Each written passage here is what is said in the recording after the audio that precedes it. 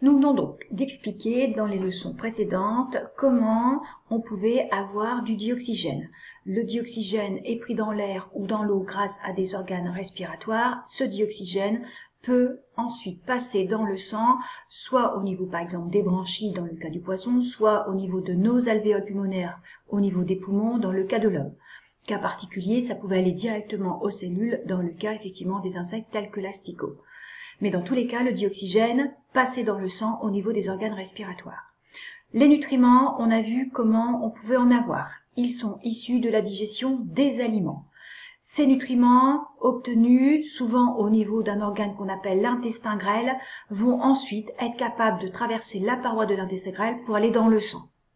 Donc, il faut maintenant qu'on explique comment les nutriments et le dioxygène, grâce au sang, vont faire pour arriver à chacune des cellules de l'animal. L'ensemble de nos corps sont faits de cellules. Comment le sang va pouvoir aller distribuer ces éléments-là à toutes nos cellules? C'est donc le problème que nous allons devoir résoudre dans notre leçon numéro 6, le transport des nutriments et du dioxygène jusqu'aux cellules animales.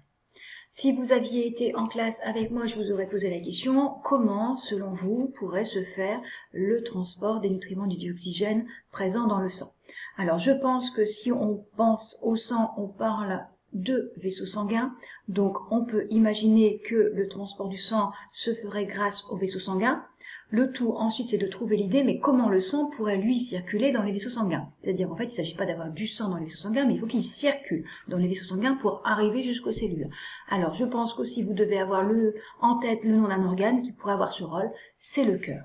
Donc, on peut émettre donc cette idée que le sang circule jusqu'aux cellules animales dans des vaisseaux sanguins grâce au cœur. Et que c'est grâce à ce phénomène qu'on aurait donc la distribution des nutriments et du dioxygène jusqu'aux cellules animales. Nous allons donc commencer à rechercher cette explication avec le cas de l'homme. Alors, pour le cas de l'homme, et ensuite en grand 2, vous verrez, nous irons explorer ce qui se passe chez d'autres animaux et pour savoir s'il existe ce même dispositif de vaisseaux sanguins et de cœur pour distribuer également les nutriments et le dioxygène. Donc, dans tous les cas, il faut commencer par expliquer le rôle du cœur, ce que vous allez devoir faire dans l'activité numéro 23 sur le site de la cuisinière. Je vous souhaite une très bonne semaine et bon courage. À bientôt!